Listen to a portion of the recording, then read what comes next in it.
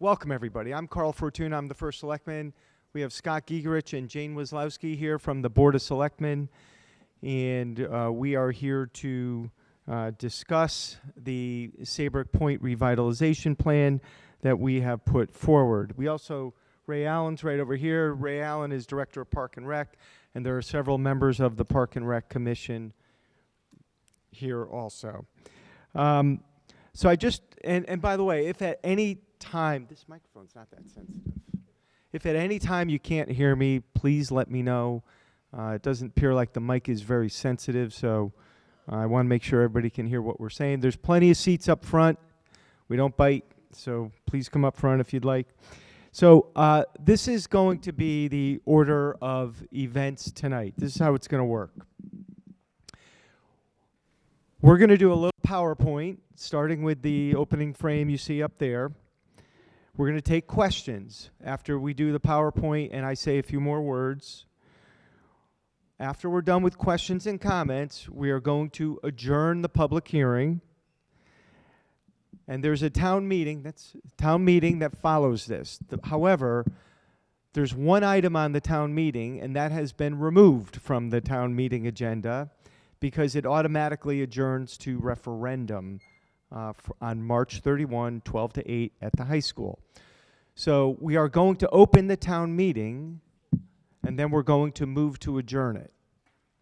And that will conclude the evening's events. So really tonight is a public hearing to listen to what everybody has to say. And then the electorate and those eligible to vote will have an opportunity to vote on March 31 from 12 to 8. I don't know if there's still FAQs up there, pieces of paper we made 150 copies of some FAQs that are informational. Hopefully people are grabbing those. And if you want a copy and don't have a copy, we will supply you a copy. But I want to make sure that everybody knows all the information that is publicly available on this. So all the documents are online. So the FAQs that we handed out are online. The lease is online. The purchase and sale agreement is online. We will put the PowerPoint online. And this public hearing is being recorded, and we will put that online. So not everybody, even though this is a very good crowd, not everybody can make a town meeting or a public hearing on a Monday night at 6 or a town meeting or a Board of Finance meeting at 6:30 on a Tuesday night. And we record these meetings. And you can view them at your leisure. You can view all the documents. Your friends can at their leisure, so that everybody has all the information they need. And of course, if there are any other questions, you can always contact me, and I'm happy to point you in the right direction. So, with that, why don't we start with the PowerPoint? So, we are here tonight for the Town Land Acquisition and Pavilion Restaurant Lease public hearing. So, obviously, we know that Saybrook Point is a huge destination already. In fact, if any of you went down there on a day like today, sunny winter day, you'd see dozens of cars in the Dock and Dine parking lot. This Dock and Dine piece, the Dock and Dine property, is 2.2 acres, and it connects to two other town properties. And if we were to acquire it, we would have 25 acres on the river. We feel it's an important opportunity to connect those properties to improve public access for all to the waterfront. And obviously, by making improvements, there'll be environmental benefits, reducing runoff, and maybe adding some native plantings and other items. So what does this entail? And I'll go over some more detail on this in a minute. It's 350 feet of waterfront on the Connecticut River. It's 2.2 acres. This will be, we are going to construct a sidewalk one way or another, whether we own this property or not. We are going to construct a sidewalk on this property. but obviously having the property with our property with the sidewalk in front of it would make a little bit more sense. But we're going to build a sidewalk that will wrap around to Monument Park, go through Gardener's Landing. It'll come across the Dock and Dine property, across the mini golf property, and actually through Saybrook Point Inn. The town has an easement to walk through there, and then over the causeway if you chose to walk that far. So it is really a breathtaking river walk, probably second to none in the state of Connecticut, I would argue. The views, of course, are beautiful as the Connecticut River dumps into Long Island Sound. With the Dock and Dine, there is existing deck and dock infrastructure. The docks are in very poor shape. They would probably have to be re-permitted, certainly rebuilt. We don't have plans for that yet because we don't own the property. That is something certainly we would consider re-permitting and fixing should the town end up owning this piece of property, and we see this as a generational opportunity to own land on the water. As for the restaurant, I don't want to say too much about the proposed restaurant because this would have to be a site plan that goes through zoning. This is not something that is written in stone, but the idea on the right in the green shaded area would be the current Duffy Pavilion. To the left of that would be the canopy area, and then to the left of that would be some of the parking spaces that face the water. The lessee of the property is John Kadama, who is a very experienced restaurateur. I'm not here to say that, you know, John is the best restaurateur or the worst restaurateur, but he is an experienced restaurateur. I don't think anybody can argue with that. I believe he currently has 3 restaurants that are operating towards Mystic, and of course he operated the Dock and Dine for what, 20-something years here in Old Saybrook. So the idea is for the town to acquire this piece of property with a warranty deed. So the town would have perfect title to the property. In exchange, the restaurateur wants security that he is going to be able to run this restaurant unimpeded by the town for a period of time. Basically, it is a land swap, although it's only a building that would be purchased. The land underneath would remain town property. But there is security in the lease. Let's be honest about it. There is security in the lease agreement that this property is going to be a restaurant for as long as it can operate as a restaurant. In the lease agreement, in the details, which you can view, there is a provision that if the building is destroyed or fully destroyed, it has to be rebuilt within a certain period of time. And if it is not rebuilt within a certain period of time, the lease reverts back to the town. And at that point, the town would just own everything without any lease in effect.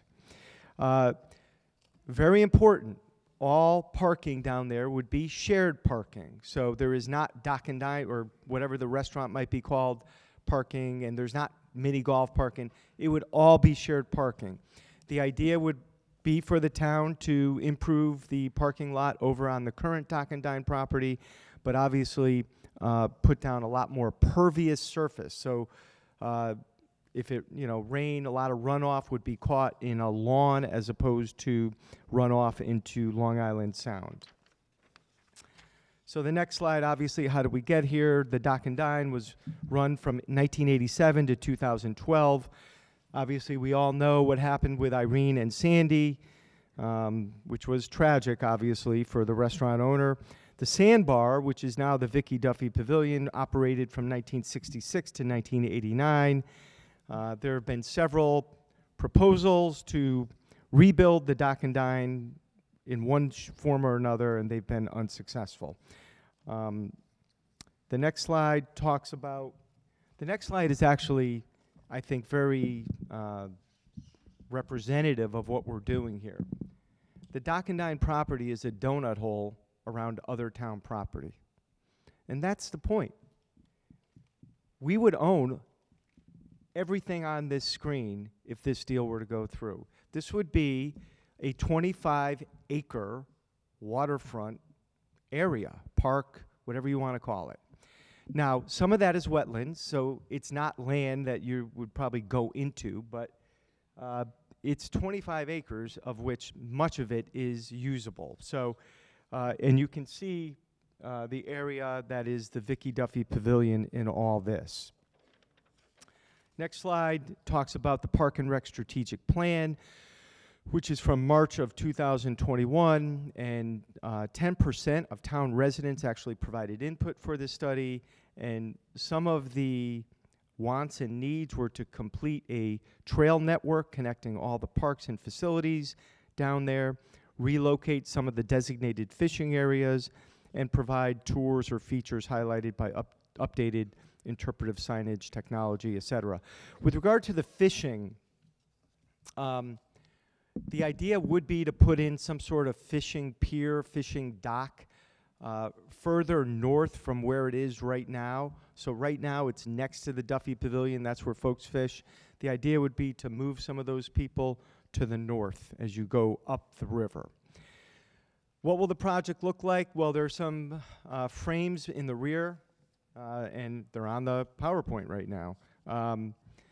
And we don't know, okay? So we took an ugly property, we hired someone on the cheap, and we came up with these pretty pictures, okay? I'm not here to tell you this is what it's gonna look like. If acquired, I would suggest that this should be probably one of the nicest parks in the state of Connecticut. So that probably entails hiring a consultant and getting some public input as to what folks really do want down at this park. So we don't know what it's going to look like, but we would seek professional guidance and certainly public input. Some of those ideas include a 32 by 86 pavilion, which I've priced out. Last time we had a public hearing, people asked me to get some quotes, and I did that, and I will go over those with you in a minute.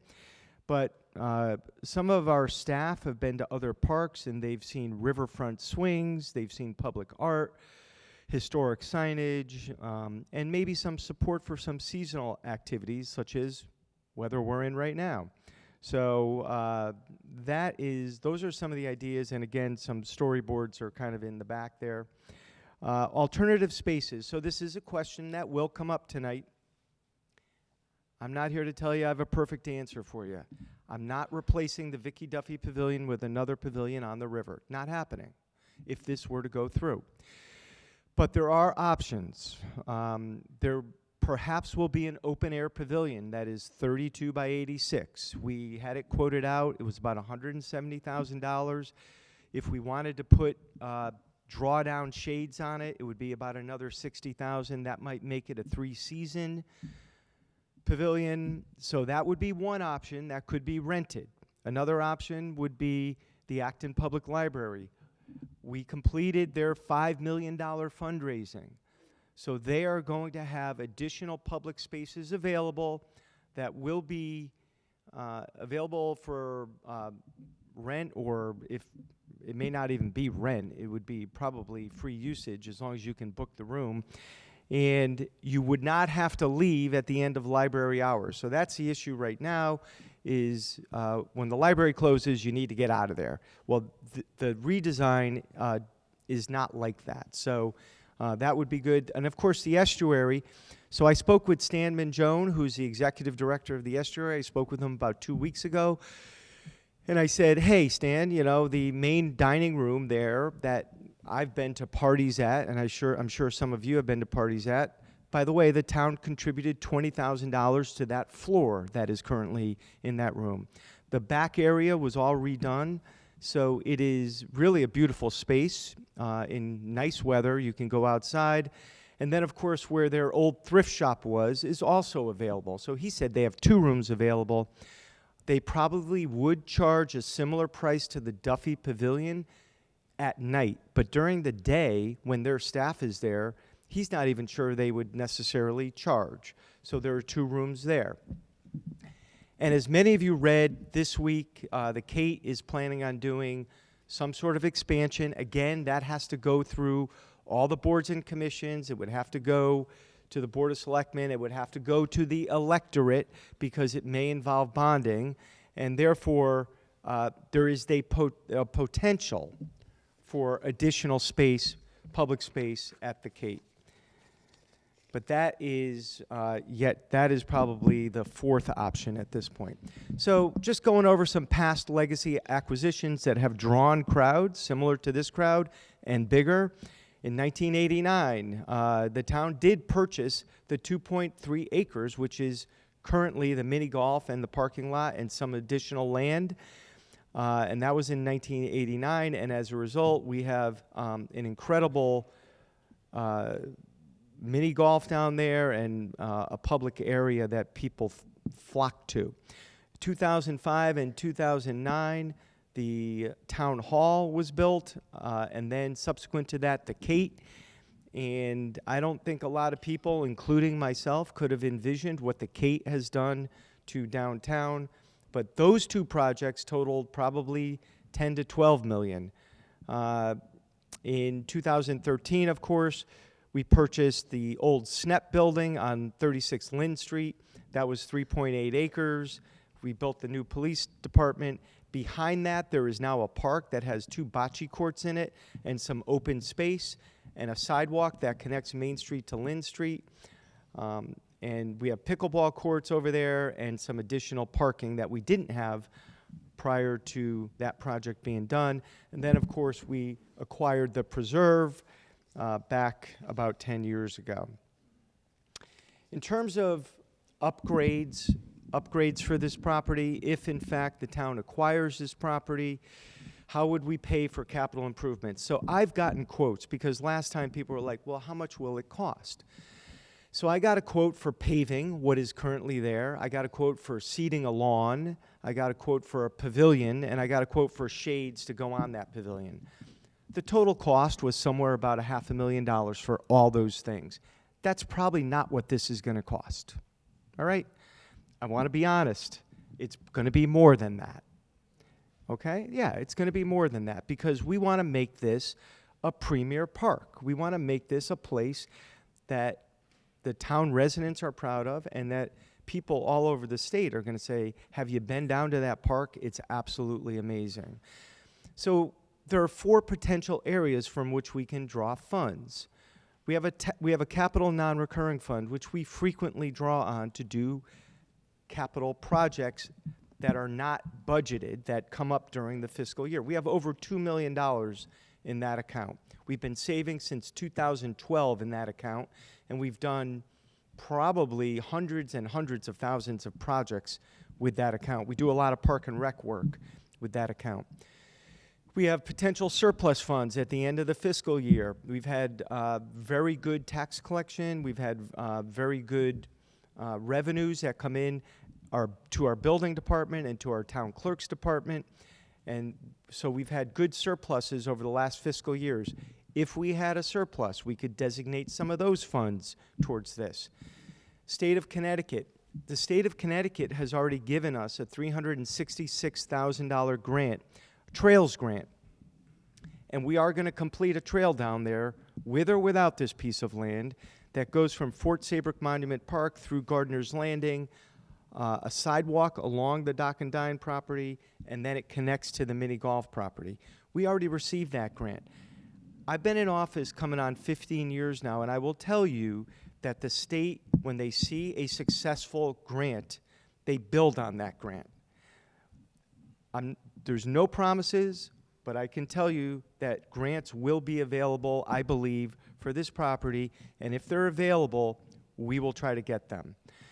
And of course, town debt issuance, there is always that. So we are building a new public works garage this year. That's probably going to be in the neighborhood of $3 to $5 million.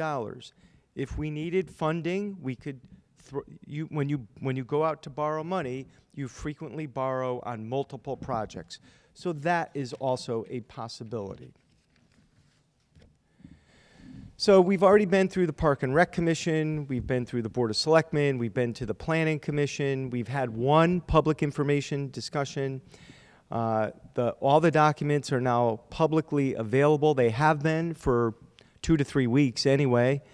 And a referendum vote is scheduled to take place on March 31st from noon to 8 at the old Saybrook High School.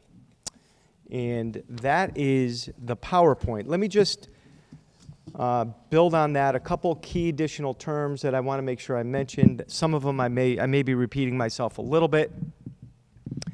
All parking at the point remains public.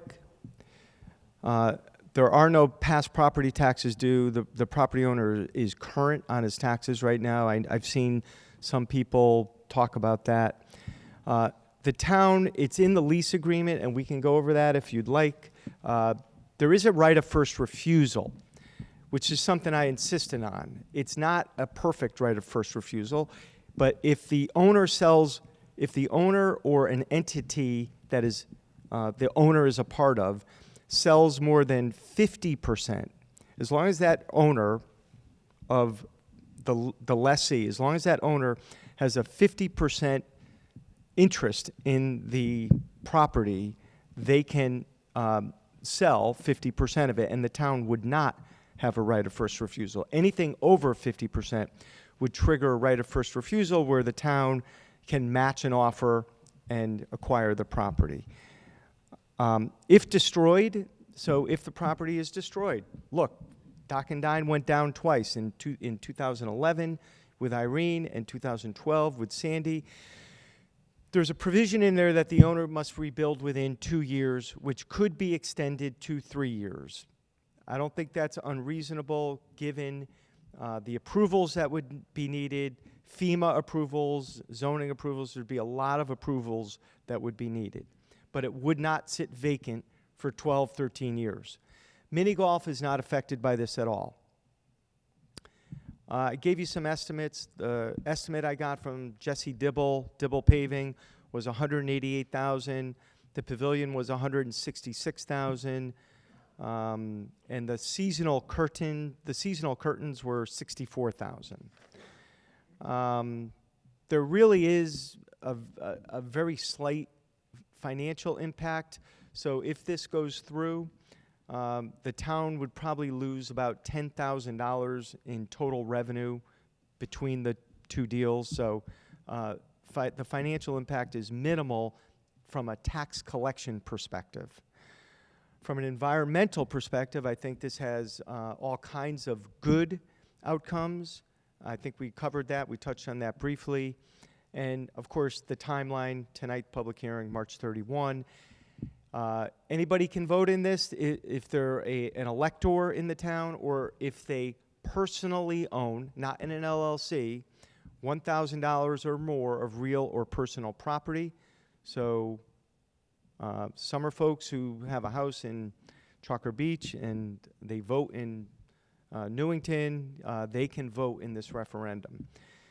And so that is the gist of that. Now, there's a couple ways to do this. We can field questions, or we can go through the documents. That might be a little bit more boring, but I hit on some of the topics that are in the documents. So I'm happy to field questions as best as I can, or comments. You know, if you have a comment and not a question, that's fine. If you have a question, happy to give you my best effort at an answer. So why don't we start with that? Thank you. And so since this is being recorded, we do want the folks who want to listen to this later to be able to hear it. So there are microphones in the aisles. So I am going to ask, and if you don't get to the microphone, I'm probably going to repeat the question if I hear it, okay? So, who's going to be first? Okay. Yeah. Yeah. So the question is, will it be a year-round restaurant? And it is in the lease that it would be a year-round indoor seating restaurant, not like it. Yep. Yep. The lessee. So there are two septics here. There's a septic that goes for the pavilion, and there's a septic on the Dock and Dine property currently. The lessee, which would be the restaurant owner, would be responsible for making sure that the septic is, and we have a regional health district, so they would make sure that the septic as proposed is adequate. And there's a provision in the lease agreement that says if at a later date the septic on the Dock and, what's currently the Dock and Dine property, needs to be repaired, we'll allow him to come in, but he needs to put everything back the way it was. So it is the lessee's responsibility for all that. And it has to be approved by the health district. And one more thing important to that, and I'll get right back to you. If this were to go through, there is a 120-day due diligence period subsequent to that.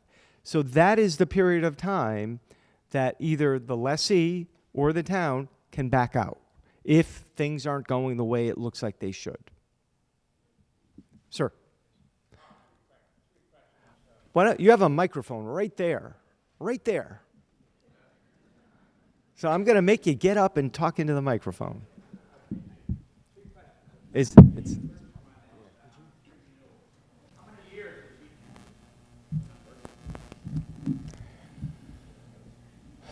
Okay, three questions of fact.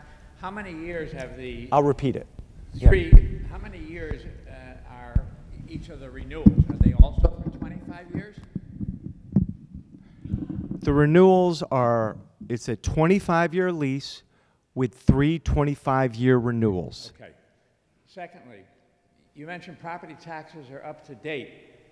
I have a printout that seems to show $24,155. They're up to date. So as of January 31st, I think there was like 10,000 owed. As of today, there's 0. Yes. Yeah. Third question.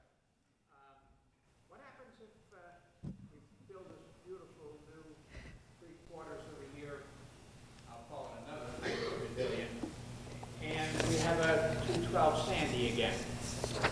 We've already said we're going to spend $478,000, and that's nowhere near what's probably going to be 2 years from now. It seems odd to me that we would be building something else where there have been huge problems before. Oh, okay. You're talking about, so you're talking about if we had a park there. Well, the park is we're not building anything on the park. I mean, we'd have a pavilion that is open air, so water would run through it, okay, and it would probably be hurricane strapped down. So it would not be a structure that wind forces should knock down, okay? No promises there, of course. But the rest of it is passive recreation. It's lawn, it's parking, it might be some artwork or something. So we're not building. The only reason I say the estimates are higher is because things are so expensive, okay? So to put landscaping in is expensive. And part of this is we want to upgrade Gardner's Park too. Gardner's Park could be a lot more than it is right now, and this would be part of that. But I hear your point. Could the salt water come over that wall and wipe out the lawn? Sure, it could. You know, hopefully if we buy a pavilion and we put a pavilion up, and by the way, that is not written in stone. That is to be decided as to what folks want in a design for that park. So whatever we do down there, we are subject to the same zoning laws the town is that a private enterprise is. So we can't put anything up. So people have asked me, why can't we just build another Duffy Pavilion there? We can't. We'd have to go up in the air. So everything we build is going to have to be able to survive wind. Could salt water take out a lawn? Sure it could. So, Jessica, speak up and I'll repeat the question. So I have a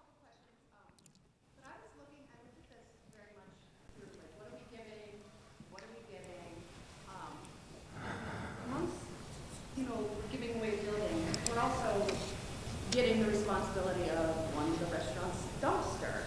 We're losing the 4 spots that face the water, 4 of the only 5 spots in Old Saybrook that face the Connecticut River, especially the mouth. And it's just simple pleasures that I know that people enjoy, Yep. that I really truly think are irreplaceable. They're just an inconvenience to have to deal with. But some of the questions I had, one, the septic.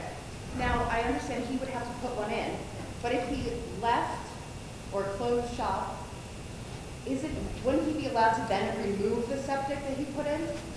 No. No? You wouldn't. No, I don't think anybody's digging up a septic and taking it with them. But let me, I'm going to let you continue. So currently there are dumpsters down there, and we would no longer need the dumpsters. And so that dumpster area, and by the way, that is subject to site plan review by zoning. Whatever the restaurant, so we have one there. Presumably that's where it would go. But again, that would be zoning approval. Secondly, with regard to the parking that people currently enjoy, we planned, the original drawings planned for some parking spots that would be unobstructed over by Gardner's Landing, so folks would still be able to do the exact same thing if they're not able to get out of their car and walk around. So that is part of the thinking already and something we want to put in there. Great, perfect. So the other 2 things that I just couldn't get out of my mind was one, the alcohol permitting. Yep. It says in here on page 30 of one of the documents, or 2, that if or so the current zoning prohibits the sale, the VC would, have to go through, get it amended to Yep. to permit it. What if zoning said no? Is that possible? Is So- that a possibility? Anything's possible. So, as you know, the question was about alcohol down there, and if the restaurant doesn't get a permit to serve alcohol, presumably that would be in the 120-day contingency. But it says here it could be extended to permit such regulatory And I suppose it could be extended. I mean, if a decision is coming in 30 days after that 120, we'd probably extend it 30 days. But if they said no, it would be extended until they said yes. No, no. I mean, if it's no, presumably. That's not my decision. Whether without an alcohol permit he would open a restaurant was the question. And then in regards to the tenant, you said something about the leasing, and then how we would get the rights to refusal or whatever you said about the tenant and the leasing, and the entity as long as it's 50. Yeah. But it says here that exclusive of and operated by, comma, the tenant's family, Yeah. affiliates, Right. comma, or owned by 50% of the Yep. current tenant. So what does that mean that, yes, exclusive of 50% of owning it, as well as if it's a tenant's affiliate or a tenant's family member, the right, same thing as if it was operated by 50%. Does that make sense? So, I think you are referring to. Let me read this. And this was No, that's okay. It's not clear as day. So, the tenant, if the tenant seeks to assign the rights under the lease to a third party, let's forget the parenthetical for a second. It shall provide the landlord. So, if the tenant seeks to assign the rights under the lease to a third party, the town of Old Saybrook shall, we get 90 days notice, and then we can exercise a right of first refusal. However, if the assignment is to any entity owned or operated by the tenant's principals of an LLC, for instance, or family or affiliate, and at least 50% is owned by the tenant. So at the end of the day, the tenant, the restaurant owner, as long as the restaurant owner, family, affiliate, or someone affiliated with that family, or how it's written here, owns 50%, then the other portion can be assigned. So they could be partners with another restaurant group, for instance. So it would be 50-50, let's say. See, I read that as Might- exclusive of those, where's the that? tenants, the family, the affiliates, and, if we were 50% owned by, then we wouldn't get rents. And do you have any comment on that?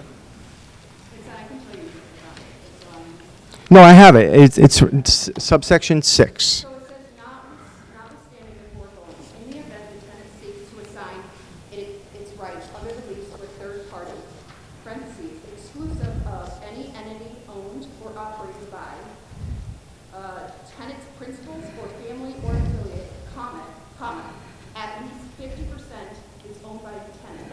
And this is over. So at least 50% is owned by the tenant. Yeah, I guess to me it's just not clear if it's and or. Maybe we can clear that language up a little bit more. But the intent is to have the tenant be the primary lessee. Thank you, Jessica. Could the rest of the people use the microphone so we could hear? Yeah, I'm sorry. Yes, yeah, I'm sorry. Come on up.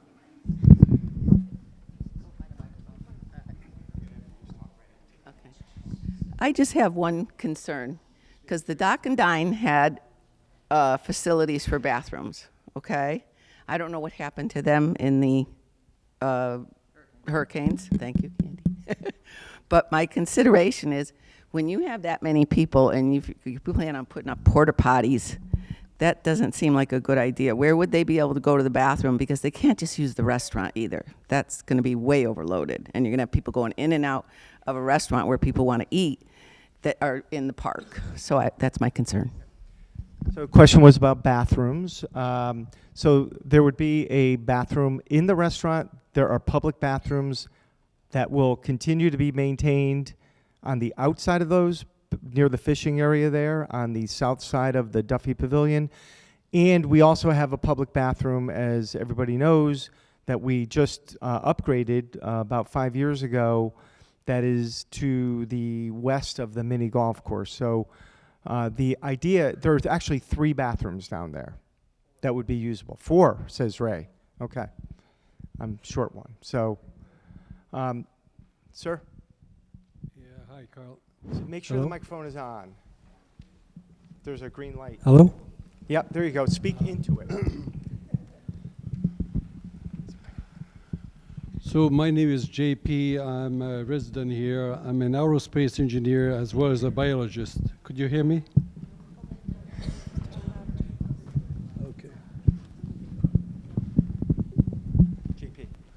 Yeah, could you hear me now? Okay. Oh, that's good. Thank you, Carl. So my name is JP. I'm a resident here in Old Saybrook. I'm an aerospace engineer and also a biologist. And looking at this proposal here, my father was a developer. I just don't see the deal here. That would be beneficial for all of us. I see all of those people here, all of the elders and so on. This population here in Old Saybrook is getting older. It's not getting younger. We have 84 students now in the elementary school. So what we need is having a pavilion. When we hear a story like, oh, we're going to use Kate, well, you could go to Kate's, the theater there, but I don't see many boats going around. I don't see many people fishing and so on. So when we compare things, we're not comparing things apple to apple. We're trying to sell you something, okay, that makes no sense for this town. Absolutely no sense. And as a father who was in business, we used to own 4,000 acres of land. And I could tell you something, and we used to own also a restaurant. So if I own a restaurant, why would I want to give $2 million to somebody, the town?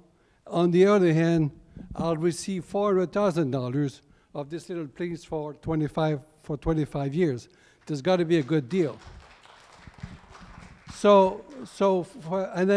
And And then all of those costs, as an aerospace engineer, when I see this proposal, I would say this will never fly. It makes no sense because there's too much missing information here, too much missing information. We don't know what's the under deal here. Why do we have to give something away, right? They cannot sell that land. There's nothing they could do with that land right now, the dock and dine. There's nothing, right? Because that land cannot be built or anything like this unless you go to a lot of expenses. And I know because I've been through this, okay? So what you see here, there's so many hidden costs here.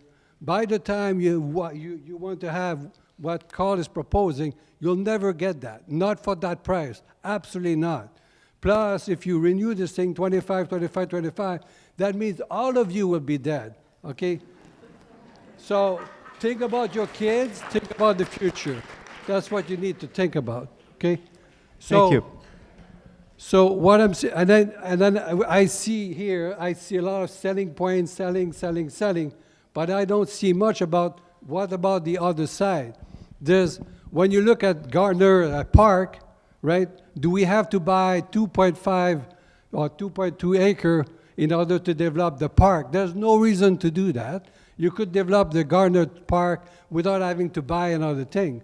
It's almost like your kid saying, hey, I'm not going to clean my room until my brother clean his room. You don't need to extend to have the other room. No, clean this place, organize this thing, and then you could expand. But right now, I mean, there's a lot of, okay, let's look just at one little thing here. Liability. What's the town liability? So I rent that place, okay? Okay. But just last thing here, I just want to say, the liability that we have here, if let's say we have another storm, who's going to pay the resident there of the restaurant? Who's going to pay him for the loss of revenue for the time that you're going to be rebuilding? There's all the things that need to be looked at. Okay, thank you, JP. So I just want to respond to one thing that JP said. Why the transfer for a building that's worth $400,000 for land that might be worth $2 million? Because there's a building there, as simple as that. For the same reason we can't build a building on that property without putting it 14 feet in the air is the same reason that this is certainly better and it's a less expensive proposition, and it gives him an ongoing restaurant. So because there is a building there, that, by the way, if the building, again, and we don't wish for it, but if the building were to be destroyed, that building, the Vicky Duffy Pavilion, cannot be rebuilt the way it is now. It would have to go up in the air also. So I'm going to come right back to you. I'm going to come back to you. I'm going to go right over here. Okay, all right. I know him, so I was, you know. Thank you. Can you hear me? Yes. My name is Patricia Downs, and I've lived here for almost 31 years, had the privilege of raising my family here. So thank you for listening to me today. One real quick question. If the building were to be destroyed, would the town have anything to say about whether Mr. Kadama could build 15 feet up and have a huge place the size of Saybrook Point in up high? So, I mean, do we have any say on that if so it gets? the answer is yes. Okay. Okay. Multiple organizations would have a say on that. Not only the town, the federal government through FEMA, the Gateway Commission. It would be arduous. And the reason it's not being done now is because, and again, I'm speculating, to have a casual fare restaurant, the cost of going up in the air per square foot is obscene. And I don't think there's any sort of return on the investment if you go up in the air. So I think having a building that hasn't been destroyed in 2 storms, he's taken a chance, there's no question. And by the way, that was part of the negotiations. Originally, there was some talk of trying to find a way around that. So if the building were to be destroyed, to build again just the way it is right now. But the town said, we're not going to do anything. If that's what you want, you can make applications, you can seek whatever you choose to do, but the town wasn't going to try to finagle regulations so that it would happen. So anyway, that's Thank part. you. Yeah. Thank you. So I'm Chris. sorry, that took up a lot of time for No, me. it didn't. But quickly. I think there are 2 points I want to make. First of all, I'm not sure, at least let me tell you how I feel. I feel that the Vicky Duffy Pavilion is the great equalizer in this town when it comes to the very few residents that own waterfront property and those of us who do not. Now, if you have taken advantage of it or you have not, that's beside the point, but you could, because as a citizen, as a resident of this community, you own, through your residency and your taxes, the right, the privilege of being able to use that property. Yes, at a minuscule cost compared to the neighbor right next door to it. But, so I just want to say that I feel like my waterfront property is being bargained with. So, then the other thing is, if I could say, we are going to get into bed, so to speak, with an enterprise, I don't want to say the particular person, who has since, for the 13 years, since this property, the Dock and Dine, he has let it get to the point of blight. He has not cared about the safety of our citizenry being able to use it. This is someone who has proclaimed to care about, be invested in Old Saybrook. We are all neighbors, and we would not do that as neighbors, let our properties go to ruin to the point where you had to step in and force his hand. So I leave you with those thoughts. Thank you for listening to me. Thank you.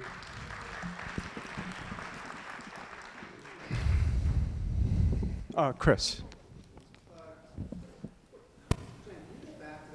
Here. Can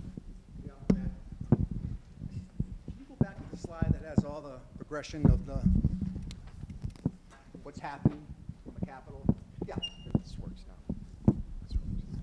now. Yes, my name is Chris Rickson. I live out on Meadowood Lane here in town.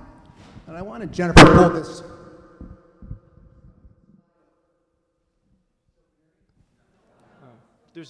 There's a button there. Yeah, it keeps going off. There's the button. Here, use it. It's green.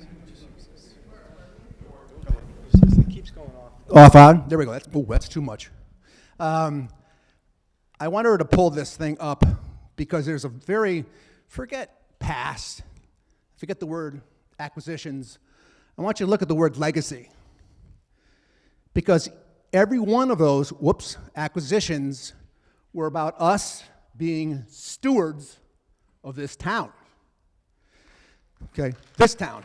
This is our town right now. When Mr. Kadama's lease runs out in 25 years, it may not be our town anymore. It might be our kids' towns if we're lucky, right? We can't get young people here anymore. They can't afford it.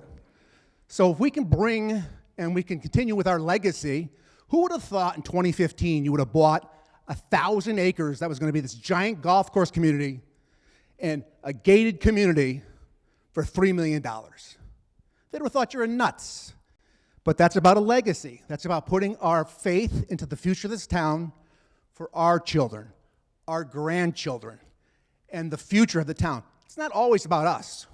Not everything is always about us. It can't always be about us. Or none of that would have happened. None of it. Why waste $3 million out there? How many people go out to the preserve? Raise your hand. Good crowd. Fun, right? Nice, great amenity, wonderful job.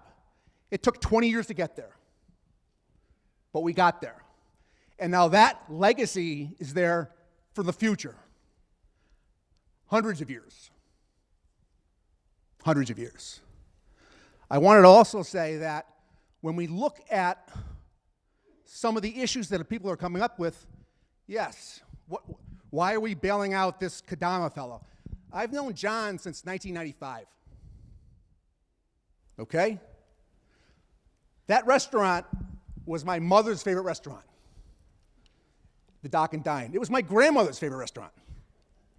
Favorite. My mother died in 1978. My grandmother died in 1985. I went to John's reopening in 2011, and he was beaming. You want to talk about somebody investing in this community? He was beaming about that place. It was beautiful. And it lasted how long? Year? And it was gone. And that man was devastated. So don't say, hey, how come John didn't just jump back and throw another $10 million into the place? Or go up 50 feet in the air. He put his heart and soul in that thing just like anybody in the community would have done it. And he did it. And he stood behind it until it didn't make any sense anymore. If we have an opportunity to add to that list another 2.2 that ties up 25 acres that we can run and continue along the way to make our community better as a legacy, I'm all for it. Get it done, John.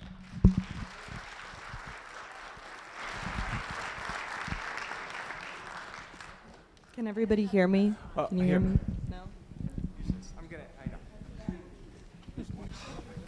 Yeah, I think it's not working. Here. Is it? Is it working? Thank you. This better? Okay.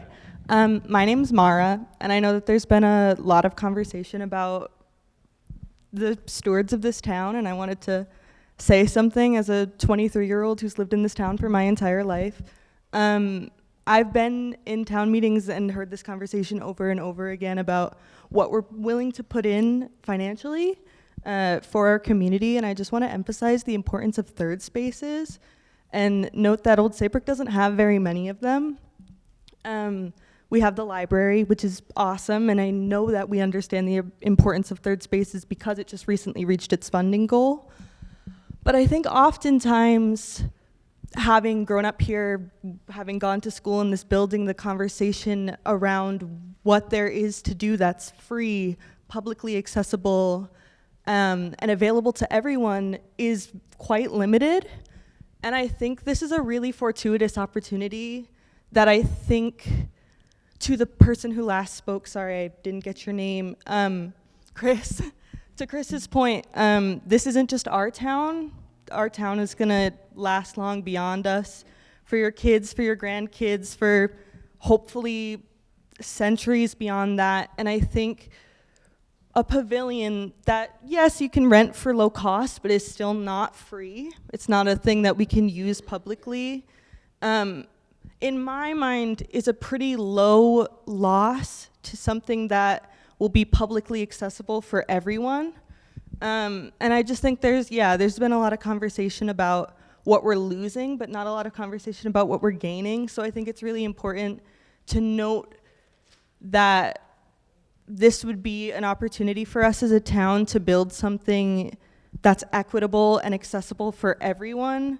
And we don't have very much of that. So I just think it might be nice to consider a little bit more what this could bring to us in a positive regard, as well as what the downsides of it might be. Thank you.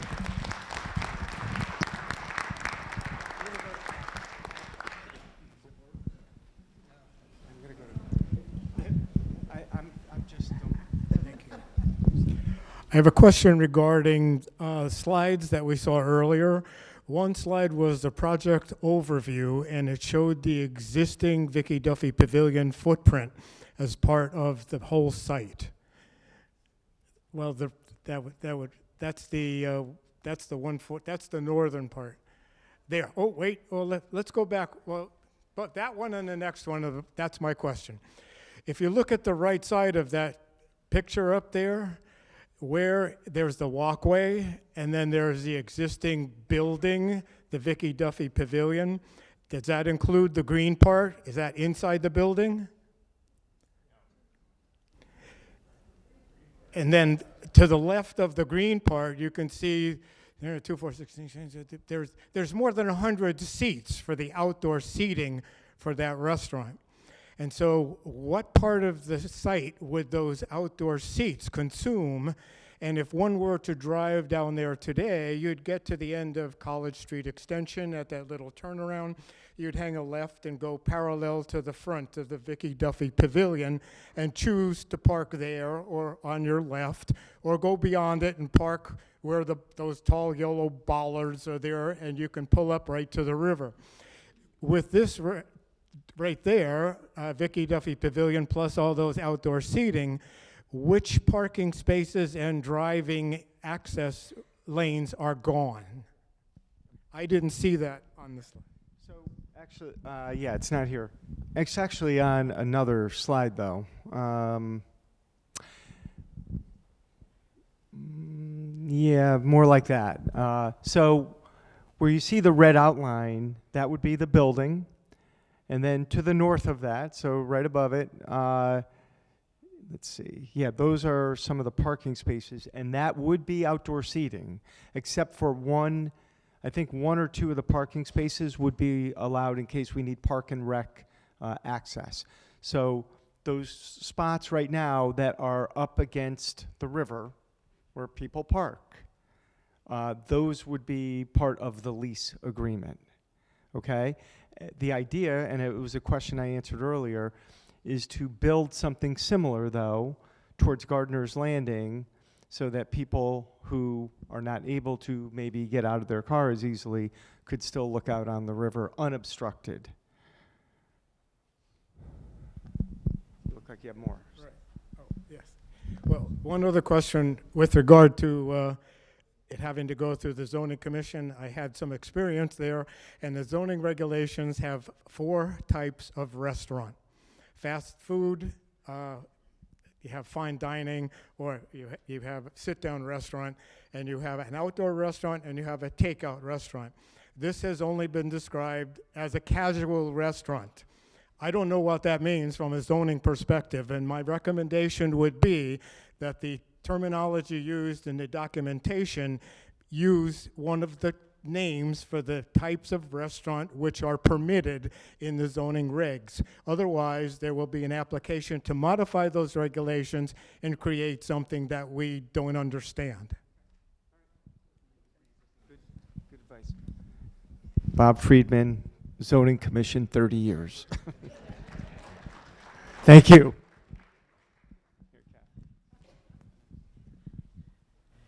Thank you.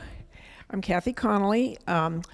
First of all, I want to thank you, Carl, and Board of Selectmen, Ray, Parks and Rec. I think that you've done a very, very thoughtful job of what's come forward so far.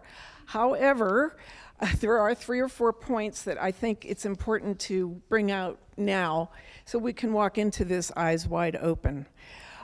First, though the traffic that is likely to be generated by this on a beautiful summer day is likely to be staggering, in my opinion, from May to October.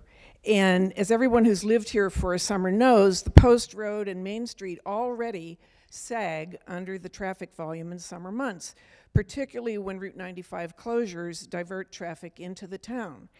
Has anyone noticed on Route 95 the electronic signs that routinely announce closures at Rocky Neck and Hammonasset? Now, we all know this happens a lot, and we will not have access to those electronic signs on Route 95. And so I know you want to call it a premier park, and I don't disagree with that, but I do think that it will become overly popular, and that could be a problem. As currently written, the notes that I've seen so far don't address the traffic management or parking. And I voiced this same problem a few years ago when there was a larger open air restaurant proposed, and I really feel it has to be explicitly raised again and some ideas put forward. The idea that I would suggest is that we strongly consider adding free bus service from May to October. And put parking lots, designate parking lots at various satellite points around the town so that we don't have all that driving going on, people cruising the town looking for a place to stop. And you know, it would go a long way to have some bus service that's directed towards our waterfront area to mitigate both the increased traffic, the air pollution that comes from that, the noise, and the risks to pedestrians and cyclists. So please, please, please, let's get that into the planning discussion. Another point, when I looked at the words great lawn in the planning document, there is almost no such thing as a great lawn. Lawns are only 35 to 65% permeable, depending on the time of year. They are not good sponges. And furthermore, you're correct that salt water and even salt spray will kill a lawn. So this is likely to be a very expensive lawn to maintain in any form of quality. And as a result of that, I would like to suggest that you add to the planning discussion more pervious surfaces that don't have a lot of the drawbacks of lawns, including the lawn chemicals, the gas-powered mowers that we have to run, the leaf blowers, et cetera, and so on. So, you know, let's think hard about this lawn thing. And then the last thing I want to ask is whether the restaurant is going to be 100% paper plates, paper napkins, and, you know, what, especially for the outdoor portion of that, that is a problem in terms of stuff just blowing into the water. Even if everybody is very conscientious, stuff will blow into the water. And I don't see that anywhere right now in what's been written. So those are some of my main points. But again, I do think it's an asset. I think that you've done a wonderful job so far. And I just hope that some of these additional points will be added to the discussion. Okay. Liz. Oh, here. Hi, I'm Liz Swenson, and I've been involved with the Economic Development Commission and the Architecture Review Board in the time that I've lived here. But what I really want to mention is that I also worked for the Department of Housing on long-term Hurricane Sandy recovery for 6 years. And what was striking to me is that working with towns along the shoreline, at a certain point, people would have to come to the point of saying, it's never going to be quite the same. And it's not going to be quite the same because when it was like it was, there were problems with it. So to the person's point about the pavilion being a loss, it sounds like it won't be a loss, but it will be, you know, a new way of experiencing that area. And just as an example of towns along the shoreline that have really managed these changes, New Haven has created a living shoreline. They've created 200 small bioswales, and they've been concerned about rain and flooding at the Union Station. And they've studied the area, and they're going forward with a plan. So people are figuring this out. And one of the things I want to just compliment Old Saybrook and Carl on is that, you know, there are so many iterations of this plan that have been put forward. And every one of them has been thoroughly researched, carefully audited, and tonight we have some more ideas from like Kathy Connolly about some other issues to look at, but they don't mean that the project shouldn't go forward. This is a really exciting opportunity, and I think that's what other towns along the shoreline have found out, is that it certainly was a loss, but there were so many other interesting things and interesting gains for the town that people have described tonight that I think it's time to quit our hand-wringing and move forward and do this really fine project that you've put together in spite of some of the challenges that you're now facing.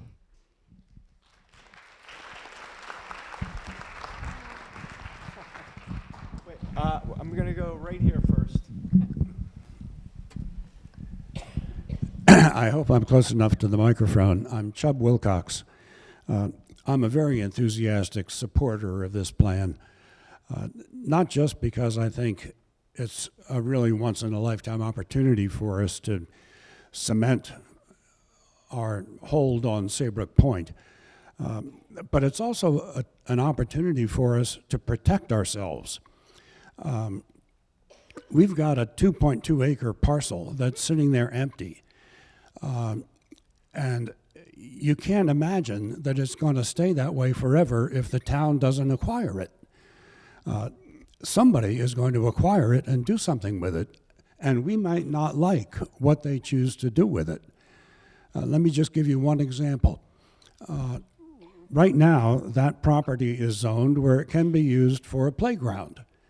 Well, a playground is not defined in our zoning code. So somebody might say, that's a great place for an even better mini golf course. So they put in a mini golf course, and all of a sudden the town loses $200,000 in annual revenue that we get from the mini golf that we have now. Somebody might say, well, I'm not going to build up a structure because I don't want to have to put something 15 feet in the air, but how about a go-kart course? How about an arcade? That's close to a playground.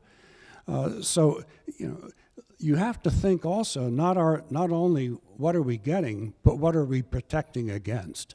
And I think that's something that also sells this proposal. Thank you. Thanks. We're going to use this mic. Hey, how are you? Good. Do I have to press a button? Yeah, you're good. You're good. Hi, thank you for presenting this. Okay. I was wondering the costs of environmental remediation. Are there any costs of that? So, prior to entering into the contract, we asked if, and this is typical in a commercial contract, we asked for any environmental reports, and there are none. So we know there's a septic there. It's been a restaurant, so we wouldn't anticipate anything, but we will do our due diligence also. But there are no reports of any environmental issues on the property. Yes. We'll do something. Okay. We will do some due diligence. Yes. Okay. Thanks, Carl. How are you? Hey, everybody. My name's Al Bundonis, lifelong resident of this town. Thank you, Carl, for this presentation. Thank you, everyone, for coming to participate in an incredible discussion. I have a question. The thing that I've been hearing for the last several months when we were talking about this is the loss of the use of the Vicky Duffy Pavilion. I understand through the FAQ and everything you said, the prohibitive cost of rebuilding on the D&D property. Is there anything legally preventing us from doing that? I mean, I understand realistically, but legally. Is there anything legally preventing us from building elsewhere on our town holdings here, like at Fort Monument Park? So, in other words, building not on the D&D property, building somewhere else on like Fort Monument or? Theoretically, creating a new Vicky Duffy Pavilion where the Fort Monument Park is, which, by the way, is not where the fort was. Just saying. So since 1985, I did that architectural dig with Connecticut College. That was not where the fort was. But, sorry, historic. But I mean, theoretically, there could be, and no matter what we do, if we were to try to recreate the Vicky Duffy Pavilion anywhere, it would be an enormous expense for the town, no matter where we put it. And that would be another discussion, and we'd all show up for that. But theoretically, something could, and that would be a conversation that would be had if this passes at referendum and we go to that next planning stage. Something like that could be discussed, as opposed to the expense of building the FEMA 13 feet, because that, we're above that. I don't know how far the floodplain goes. Is the floodplain? Goes up to like where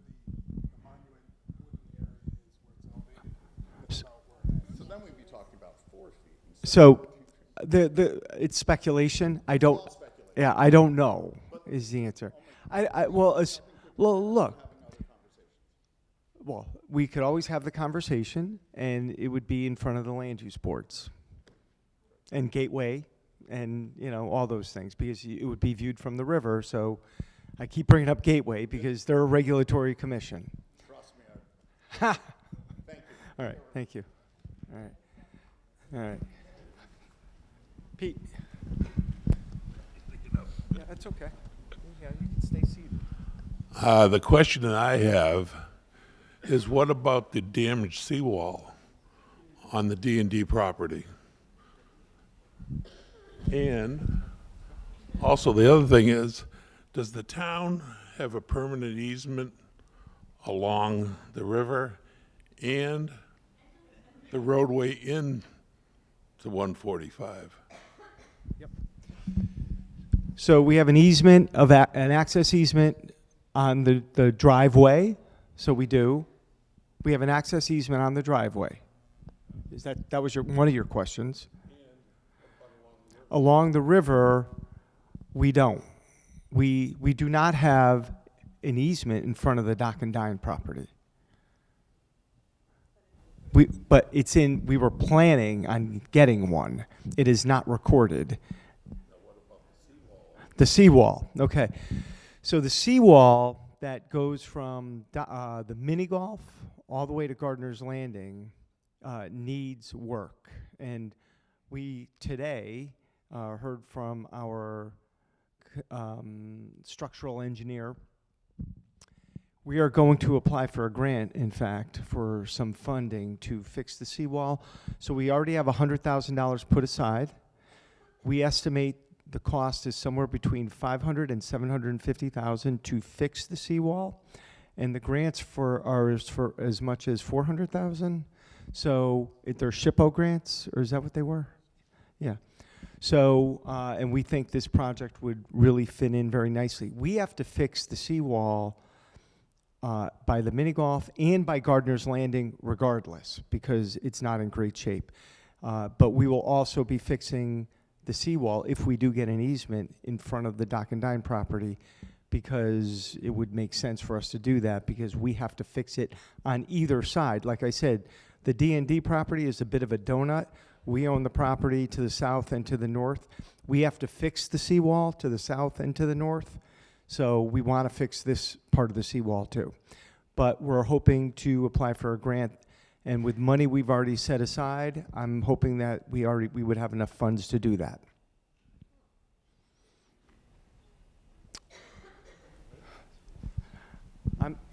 That mic works, but not well. So, Carl, right? Thank you, sir. How are you? Good. I'm Carl Delicalci on the Attawanahoo Trail in Old Saybrook. And first of all, I want to say it's great to see so many people here participating in this process, because otherwise it wouldn't work. Also, I want to echo thanks to Carl and the Board of Selectmen and everybody else who participated in bringing this proposal forward. It's intriguing to me. And I think everyone who has spoken tonight has really made some very, very good points. But as a former environmental professional, I have some concerns. Certainly, we all know that that property sits in a very significant hazard zone. And as was mentioned earlier, it's not just ruining the lawn. There's a lot more that can be involved when there's a major storm event next to water like the Connecticut River or Long Island Sound. Experts continue to say that moving forward, there will be more significant storm events, and they will occur more frequently.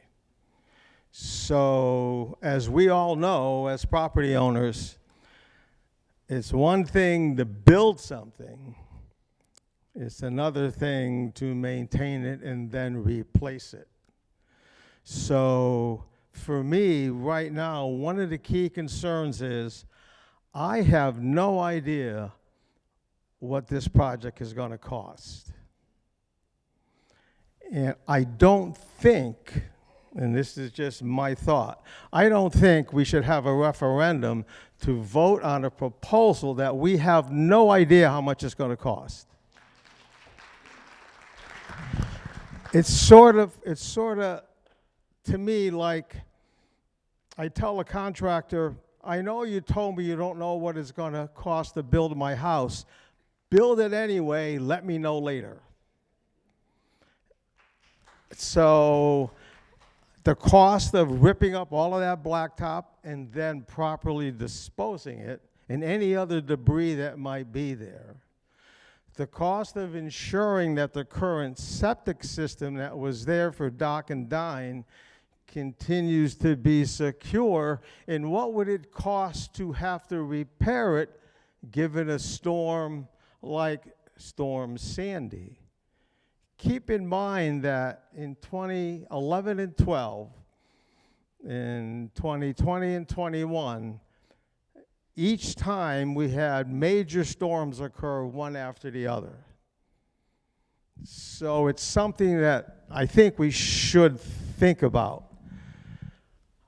My wife and I had the pleasure of renting the pavilion. It was a great time. Everyone there enjoyed it. And as one person already said, I don't know where I fit currently in Old Saybrook's overall scheme of things. Been here since the early 50s. But one thing I do know, that treasure is easily available to everybody, every citizen in Old Saybrook at a very, very reasonable cost. That I can tell you for sure because I've had the experience. So giving up a treasure to build another park, and I'm not saying it's not a good idea and that having another park isn't a great thing, but I'm not sure about what that trade looks like. Also, because it's such a treasure, I'm not sure why, on the business side, I'd only want to collect $1 a year. I mean, John's a good businessman for sure. And the thought of maybe getting all of that property and then he's getting the restaurant, well, we're getting a pretty good deal. But when you look at shorefront property now, it's hard to find a piece for under $1 million. So that pavilion may be valued at $400,000, but I will guarantee you, if that was a house, it would be worth a hell of a lot more than $400,000 right on the Connecticut River at Saybrook Point. So I don't know. These are the questions that I have. And not only that, but what is it going to cost once all of that blacktop is removed to prepare that site to do what we want to do? All of the topsoil that's got to be brought in. Is there any substrate that has to be put under that topsoil? I don't know. So there is a lot of costs there that I don't think we know anything about. And I don't think we should go and have a referendum without having a general, reasonable idea what type of costs we are facing to provide that wonderful legacy that could be a good idea. So I want to thank you all for listening. I appreciate it. Thank you. Hold on. I'm going to go to this lady right here. I'll come right back to you. Oh, thanks. Just make sure you speak into the microphone. Oh. A lifelong resident of Old Saybrook, and I don't think there's any question that we want to have the pavilion and we want to do something with the point. We want it. It's ours, in a sense. It's just, I think the question is, how are we going about getting both or one or the other? What's the negotiation here? And it seems to me there's been a lot of fear about not acquiring the property because of building. I think it says here, the property is zoned for such and such. And there's been a lot of fear that if that property goes and we don't get it, something's going to be built on it. Possible, not likely. Insurance isn't going to allow a whole lot, otherwise Mr. Komoda would have done it. Insurance in that area takes a lot of money. So we went through this with the preserve, where Lehman Brothers was going to build, and certain environmental factors, zoning, wetlands, all became involved, so we need to know more about that. And then they went bankrupt, so the land was donated anyway. Why can't this individual donate this property to the town? I mean, you know, Lehman Brothers could have done that too and done a tax write-off before they went bankrupt. He could do that too. And what a gesture for his future and his legacy, in a sense. But the other thing that has to be considered too is if we do acquire that property, what's the future maintenance? Because we're in the present now, and it all sounds really good to have this where we can enjoy it in the next maybe couple years. Well, what about future maintenance for our grandchildren and great-grandchildren? Those costs go up annually. So these were just some considerations that I don't think we should be fearful in this negotiation. I think, you know, as residents and having property, we should be having more facts and to be able to make a decision. And I don't know, Carl, if Mr. Komoda has been asked to donate it or if there's been any kind of discussion with him. Thank you. Just very briefly, there's never been an offer to donate the land, and we've actually offered to purchase the land multiple times. And I tend to agree with you on one issue.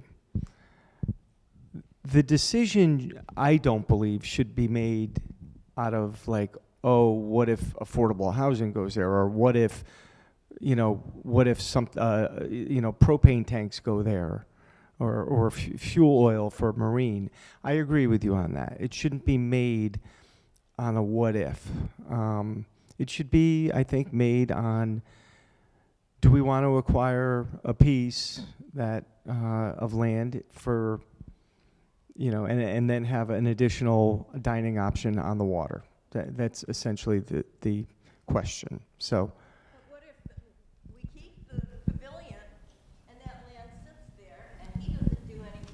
And nobody else does, because it would be far too great to insure.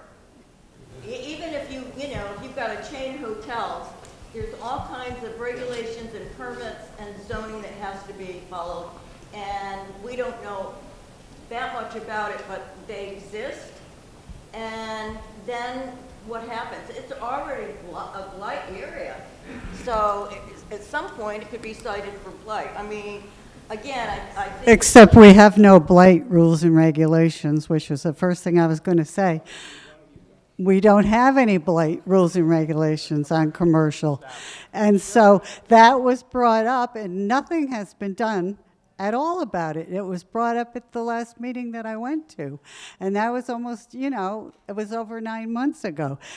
We're putting the cart before the horse, because this is really a commercial real estate sale. And if you were buying this, or I was buying it, and maybe I want to buy both of the properties, we're only giving the opportunity to just one man who has, on 13 years, done absolutely nothing down there. But the last storm that took this property We all went down there to see what happened. I mean, as soon as the storm cleared, and you know, the police said it were safe, we were all down there. I was down there. There was dogs, there was people, there was children, grandchildren, and this noise was going off, this ringing and ringing and ringing. And I said to the policeman, "What is that?" He said, "That's the septic." We were standing right there where the restaurant was, and it was flooded, and it was full of poop and pee and anything else you put down that septic. It was there, and it was covered on that land. We don't even know what that septic is like. It's been not used for 13 years. But the policemen were trying to get the little children with their bare feet out of that disgusting septic 13 years ago. We don't know anything about this. We're putting the cart before the horse. We need to go at this as if we were doing a commercial real estate deal, and you just don't have pie in the sky. We need to have people that are not connected with this town come in and do a survey and tell us what that land is really worth, what the pavilion is really worth. Maybe I want to buy it right now. Why are we just giving it to one person to buy? Can I have an opportunity to buy both properties? Because no one's going to buy a $2 million property and put a golf cart, a golf go-kart, thank you. They're just not. I want to see a mock-up of it. I want to go down to that property, and I want Carl to have a mock-up of everything that's going to be there, because all I see is a parking lot for 2 commercial real estate places down there. I don't see anything else. I see pie in the sky. I want numbers and figures. I want to see a committee of old people, of young people, of rich, poor, whatever, working, non-working, and we all work together. There's no reason to push this through. I want to see where the parking lots are going to be, where the restaurant is going to have, where that big-ass freezer is going to be. Excuse my language. Okay, I'm taking back the ASS. I'm sorry, but I'm passionate about it. We had my mother's memorial there at the pavilion. People have been married there. You know, we have memories, and those memories are going to be lost. And like the other lady said, she's losing her little piece of real estate to have a nice gathering if you don't live directly on the shore. And I have other things too. But I think maybe we need to get the state involved as well, maybe write your governor on your Congress and really have this thought out, because you certainly wouldn't do a real estate deal on your own like this. I guarantee it. Thank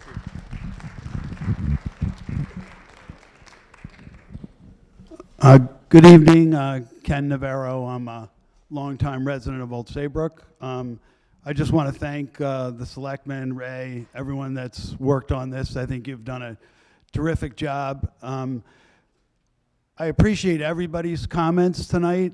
I'm going to speak in favor of the project, and I just want to suggest that there might be a couple of little different ways to look at this. And there was a lot of expression tonight about public benefit. Not everyone used that word, but there was a lot of people talking about being a stakeholder and this being the town's asset and them being a part of that stakeholder asset here. And I think that's an excellent way to look at this, is what is the public benefit? And with that in mind, I want to make a couple comments. I live in walking distance to this. You probably can't avoid me and my dog most days. So I get to see the pavilion year-round, today, yesterday, every day. The pavilion's amazing, and for anyone that's had an event there, it's terrific. It's a tremendous, but it's not well used. Now, don't boo me.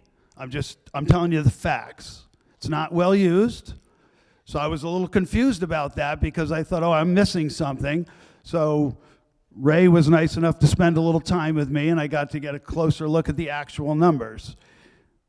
It's not well used.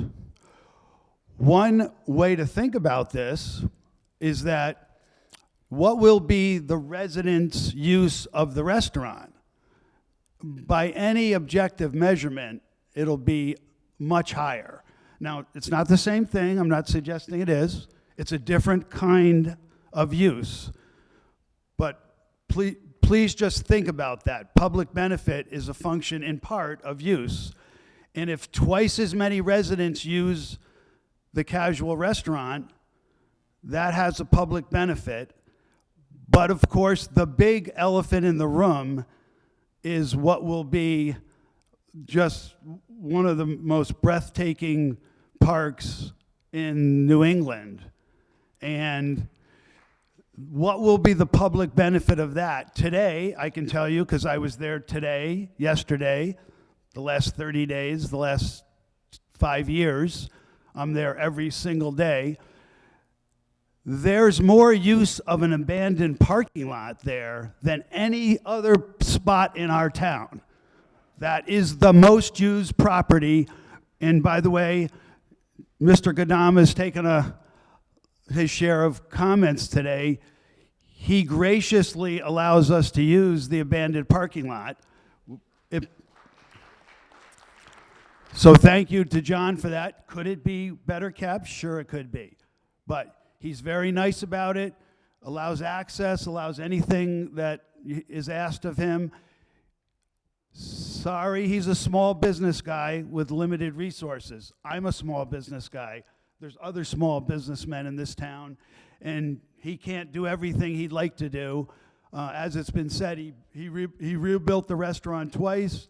Fortunately, he wasn't insured. He lost a lot of personal assets in that. He's tried several times to get it re-permitted unsuccessfully. But having said that, I just want to sum up here and finish off by saying, isn't the public benefit a function of public use? And if it is, what should this be? A park with mini golf and casual dining and a new seawall and a connection to the causeway by any stretch will maximize public use and just be a dramatically higher use public asset than what we have there today. Thank you.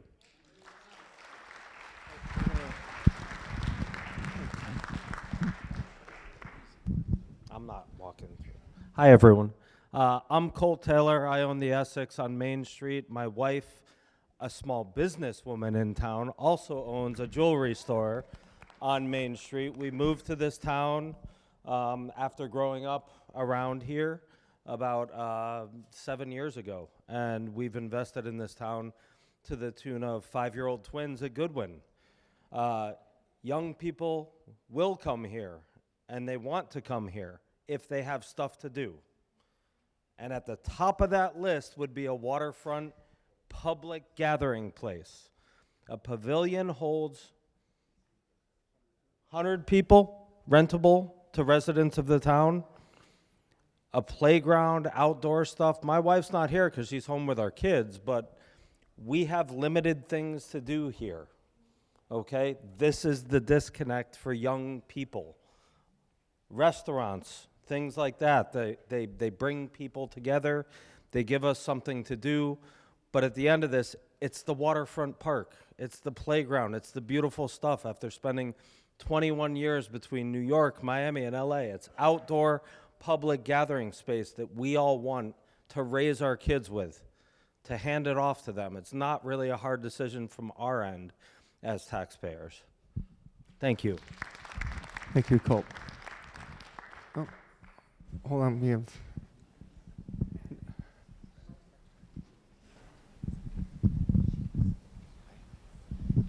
Hi. One of the things I'm concerned about is losing the pavilion. Unfortunately, I had my son's memorial there, and everyone that came from out of state said, this is an amazing place. It is. It is filled with memories. How we have to have that tied into the purchase concerns me. The other thing is the park looks beautiful, but it's not for the Old Saybrook residents. Anyone who wants to come there. I mean, we could be having, groups that are rowdy. We aren't going to be able to control who goes there, when they're going to be there, and I just picture it all being bottlenecked. All these people, residents may not even have access to use it. So there's a lot of things that are in the way of, does the pavilion have to be part of the purchase? As you said, you've been trying to do that. He hasn't been able to sell it. I don't know, maybe try that one more time. Keep the pavilion separate of that. And then the other thing is, how can we manage this park if we do go forward with it and acquire the property so it is a gem for Old Saybrook residents? And I don't want to exclude everyone else, but I picture Hammonasset is packed, it's closed. How do we do that? All those cars going down there, all having to come back. And I don't know if I'd go near it in the summer months. I mean, just a thought. It's going to be too crazy. I'm not going to have room. So that's a thought. Oh. So how do you work this? You just talk. You don't do a thing. Okay, seeing as I don't do a thing, hi, I'm Eleanor Laplace, and I would like to just say I like the idea of the town buying the property back. I was here when we sold the property, and I would like to see this town buy that property back. And the reason I would like to the town to buy that property back is, first of all, I wanted to have my memorial service down at the Vicky Duffy thing. If you sell that, I can't do that. My family has to find some other place. Okay, so that's one point. The other point is, I don't know about you, but I don't drive down Main Street anymore. If I have to go to Waltz to get my meat, I stop at a friend's house and I walk Main Street because I'm tired of trying to drive through Main Street. I like the idea, if we buy it back, then we can, because my neighbor's house, they tried, I live on the Connecticut River, so my neighbor's house, which is across the street, which isn't on the riverside where I am, right? They had to get FEMA in there. It set the project back a year and a half to get FEMA approval. So I think it would be a better solution for everybody. And the other thing is, we certainly do not need another restaurant in Old Saybrook. Okay. How are you? Okay. Anybody else? Jessica, wait, I just want to make sure that if anybody wants to speak who hasn't spoken before we go back to folks who have already made comments. Can you catch?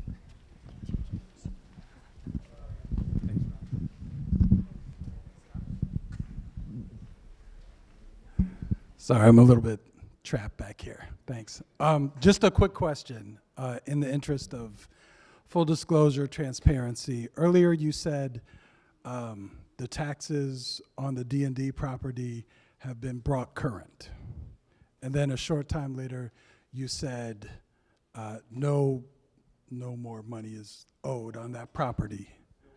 No other taxes are owed on that property. So my question is, can you elaborate on that or provide some clarity as to, were they paid in cash by the owner? Was a deal worked out? Like, There was no deal. There was some, I think, some discussion previously that, why are we doing this? Because he's behind 2 tax years in his, and why, he should pay his taxes before we do anything else. And then I found out in late January or mid-January, I went to the tax collector's office. I said, can you print out a tax bill for me so I can see exactly what's owed? And the first half, all past taxes had been paid, and the first half of fiscal year 26 had been paid. The only thing that hadn't been paid is the second half taxes that people normally pay in January, and I guess those were recently paid. So I had no contact with the owner of the property. Does that answer your question? They were paid. I didn't ask. Maybe it got back. You know, I'm not gonna speculate.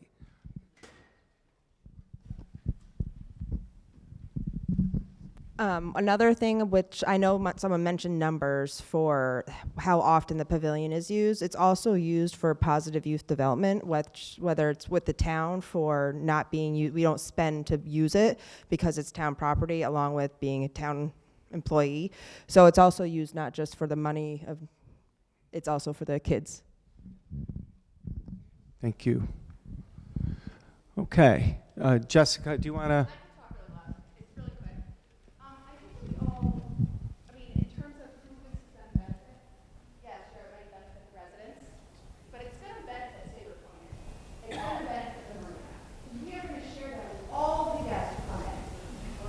They are the ones who are going to be using the park more than the residents.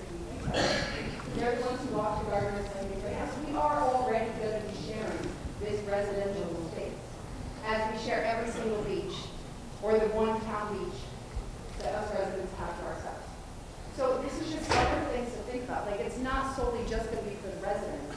It's not solely going to benefit us. It's going to benefit Saybrook Point, which is great for them, not smash the number or anything like that. We have to think, like, really, do we need to do this right now? Is this the right way? Is it going to benefit the residents, or is it going to benefit somebody, someplace, some business more right now, currently? Okay, thank you. All right. So this again, the next. I'm sorry. Oh, Paula.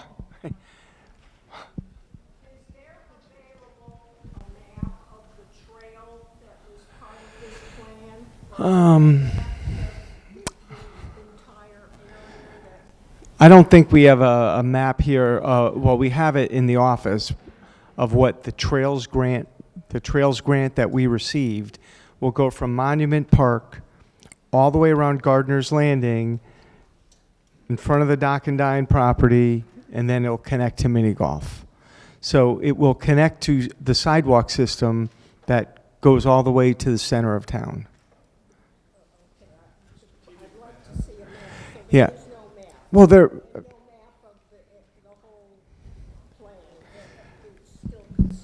It's conceptual. Yes. Yes. Yes. Yes. The parking. What is going to happen with the parking? I just want to know what's going to happen with the parking. Right now, to rent the pavilion, when you go down there to park to get into it, there's all Saybrook Point or Saybrook Inn's employees are parked there. So is that parking going away? Is that going to be part of the restaurant? So all the parking down there will be shared parking. Well, it's not. It's shared by the public. Shared.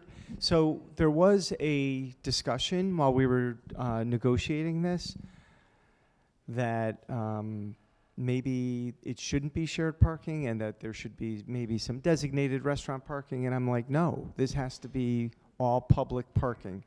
Whether Saybrook Point uses it for their employees, we've encouraged them to not use it. We've had that discussion because it impacts the pavilion. I know it does. And mini golf. We do plan on building additional parking in the new location. And there also may be some street parking on the access road. So we may, when we repave it, may widen it and put some street parking. And there is something in the lease agreement that talks about when you go into Monument Park, there's not a dead end. It circles around and you have to come back out. We are looking at how to connect that to the Dock and Dine, to the access road. So you go straight through. And if we do that, there's a way to add up to 50 additional parking spaces. So we are looking at that also. So, okay. We can adjourn this. We'd move on to the town meeting, which will have no business and will adjourn. So once the public hearing ends, we're just going to go to the town meeting, and that will immediately adjourn. So I just want to say thank you to everybody. Good discussion. And One thing that I love about Old Saybrook, I love it, civil discourse, okay? Nobody, I have no problem with the applause, but people are respectful of each other, and we let everybody say what they want to say, and that's the way it should be, and let's keep it that way, okay? We'll adjourn the public hearing. Thank you.